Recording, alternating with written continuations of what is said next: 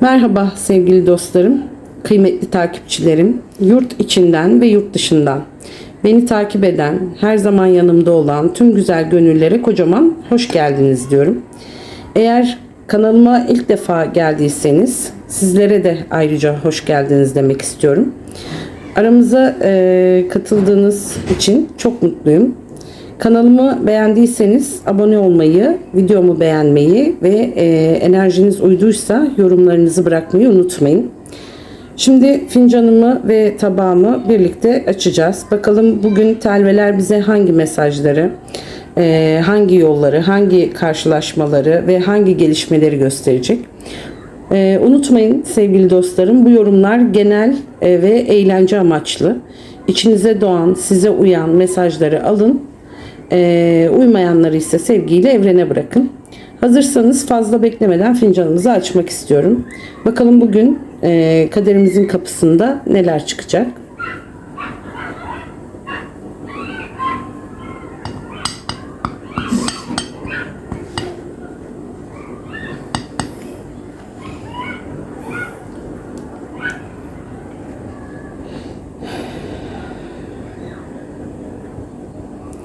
Evet.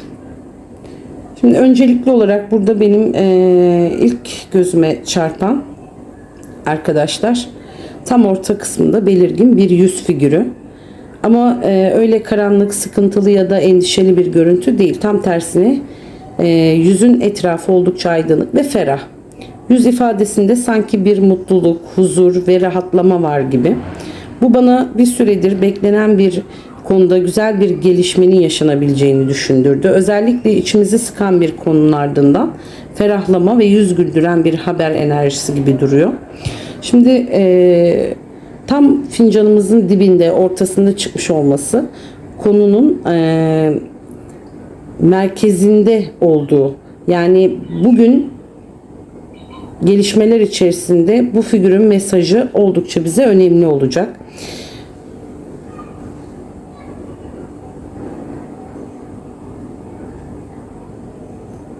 Şimdi şöyle bir baktığımda arkadaşlar, buradaki şekilleri de yorumlamak istiyorum size. Bakın burada bir sanki tavus kuşu gibi bir figür. Kuyruğunu tamamen açmış durumda. Falda genellikle güzel, dikkat çekmek, beğenilmek, itibar ve güzel gelişmeler ile yorumluyorum ben. Hele ki kuyruğunun açık olması bir şeyin artık gizli kalmayıp görünür hale gelmesine işaret ediyor gibi. Şimdi yüzün üzerinde bu tavus kuşu, ortadaki yüzün üzerindeki bu tavus kuşu ayrıca bu kişinin kendini daha güçlü ve özgüvenli hissedeceği, çevresinden güzel sözler ve takdir göreceği bir dönemi anlatıyor arkadaşlar. Burada yüzün zaten aydınlık ve mutluydu yüzümüz. Üzerinde bir de kuyruğunu açmış tavus kuşunun gelmesi bu güzel enerjiyi daha da güçlendiriyor. Güzel bir haber ve bunun ardından yüzler gülüyor gibi burada.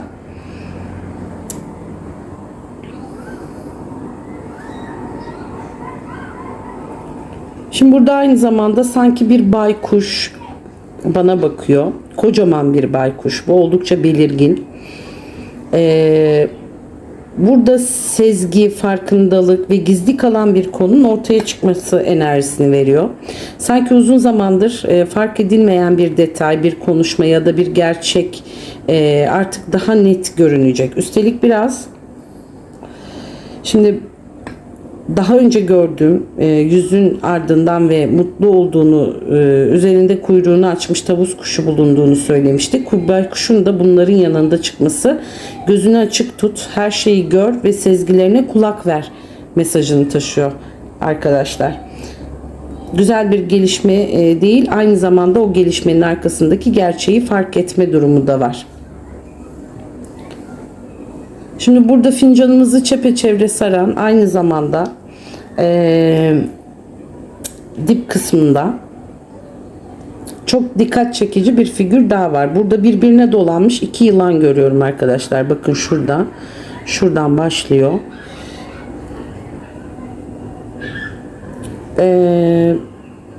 Gövdeleri yılan gibi olmasına rağmen arkadaşlar, bakın şurada bir baş kısmı, dişleri de var aynı zamanda. Bir köpeğin, yani kafası sanki bana bir köpek kafasını gibi geldi. Yani yılanın birbirine dolanması bana birbirine bağlı iki kişi, iki mesele ya da iç içe geçmiş iki konuyu düşündürdü. Özellikle dip kısmını çevrelemiş olması bu konunun hane veya yakın çevreyle bağlantılı olabileceğini düşündürüyor. Buradaki köpek başı aynı zamanda sadakat, koruma ve sahiplenme anlamlarını da çağrıştırıyor. Yani kafası, bu yılanın bir tanesinin kafasının ağzı açık olması, dişlerinin gözüküyor olması, söylenecek sözlere, yapılacak bir konuşmaya veya ortaya çıkacak bir gerçeğe işaret ediyor gibi. Birbirine bağlı iki konu veya iki kişi var. Yakın zamanda bunlarla ilgili önemli bir konuşma ya da fark edilecek bir durum gündeme gelebilir sevgili dostlar.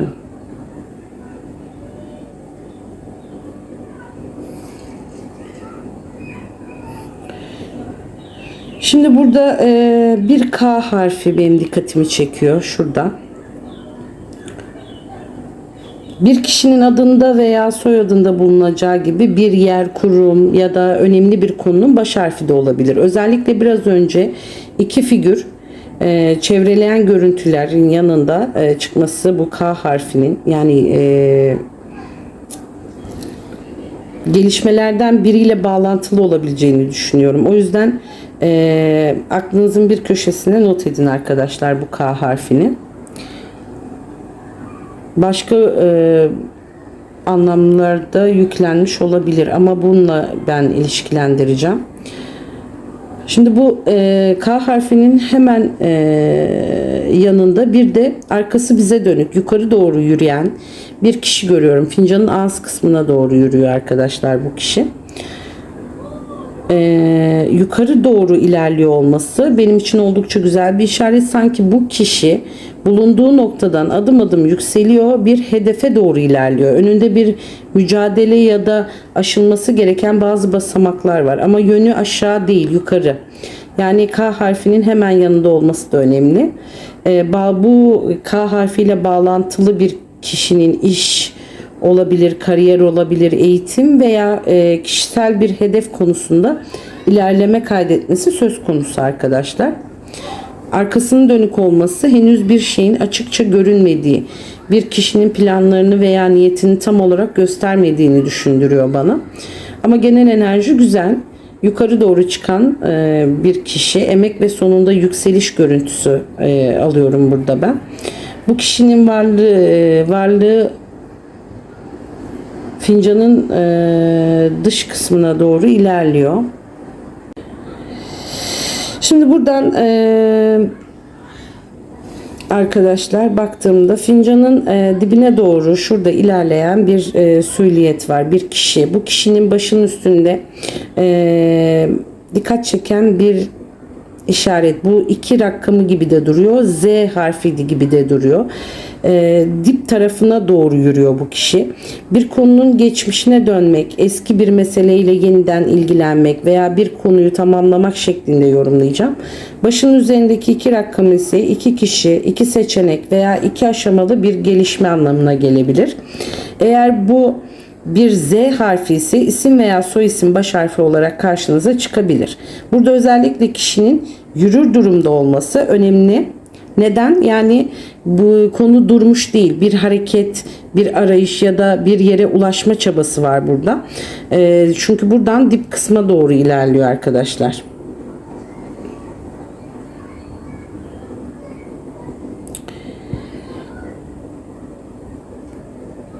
Şimdi burada yine bir kişi, elinde bir kement var, bakın şurada. Sanki bir hayvanı bacağından yakalamış fakat kementi onun boynuna geçirmeye çalışıyor gibi görünüyor. Bir şeyi kontrol altına alma, yönlendirme veya kaçıp gitmesine izin vermeme çabası var. Kişinin hayvanı tamamen yakalamış olması, hala onu kontrol etmeye çalışıyor olması, yani bir konuda mücadele, ısrar ve karşılıklı bir çekişme enerjisi var. Hemen altında arkadaşlar T ve H harfleri belirgin. Bu harfler bir kişinin adı, soyadı, bir yer, dediğim gibi falda karşınıza çıkacak önemli bir konuyla bağlantılı. Yani özellikle figürün hemen altında bulunuyor olması bu harfleri merkeze alın anlamına geliyor arkadaşlar. Evet, şimdi tabağımıza geçelim. Evet arkadaşlar, şimdi tabağımıza geçmek istiyorum.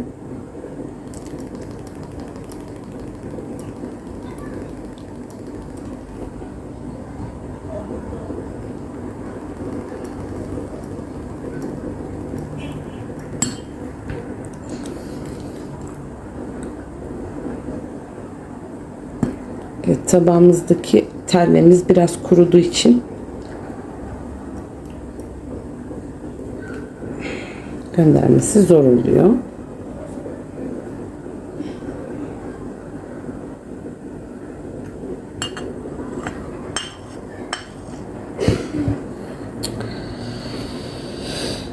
Şimdi tabağımıza geçtik arkadaşlar. Evet, şimdi burada tabağımızın tam orta kısmında başında taç olan bir kişi arkadaşlar, tam tabağın orta kısmında güç, bu özgüven, değer görmek, bir konuda öne çıkmak enerjisi bu. Sanki bu kişi bulunduğu ortamda söz sahibi, bir konuda takdir edilecek veya hak ettiği değeri görecek gibi duruyor. Bakın şurada bir sonsuzluk işareti de görüyorum ben arkadaşlar. Bu geçici olmayan, devamlılığı olan bir bağlantıyı veya uzun süre etkisini sürdürecek bir gelişmeyi düşündürdü bana. Taçlı kişiyle sonsuzluk işaretini birlikte düşündüğümde burada kalıcı bir başarı, güçlü bir bağ ya da uzun vadeli bir fırsat enerjisi var gibi görünüyor. Tam orta kısmında olması tabağın bu sembolün önemli bir yere sahip olduğunu gösteriyor.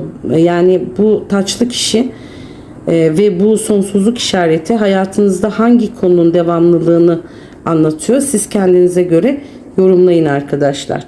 Şimdi aynı zamanda tabağımızın hemen üstünde bakın şuradan bir hilal ay doğmuş. Çok güzel, zarif bir görüntü bu da. Hilal ay burada yeni bir başlangıç, umut ve yavaş yavaş şekillenecek güzel bir gelişme enerjisini verdi. Sanki henüz tamamlanmamış ama önümüzdeki süreçte büyüyüp güçlenecek bir konu var. Üstelik tabağın ortasında taçlı kişi ve sonsuzluk işaretiyle birlikte düşündüğümde bu hilal ayı bana bu yeni başlayacak fakat devamlılığı olabilecek önemli bir süreci anlatıyor gibi arkadaşlar. Hem yükseliş ve değer görme, kalıcılık, yeni bir dönemin başlangıcı üst üste geliyor burada. Aynı zamanda burada bakın bir gelin, hatta dua görüyorsunuz. Hanenin içine doğru ilerleyen bir gelin bu. Yeni bir başlangıç, bir araya gelme, güzel bir haber ve hane içerisinde yaşanacak önemli bir gelişme diyeceğim buna. Özellikle hanenin içine doğru ilerliyor olması bu gelinin.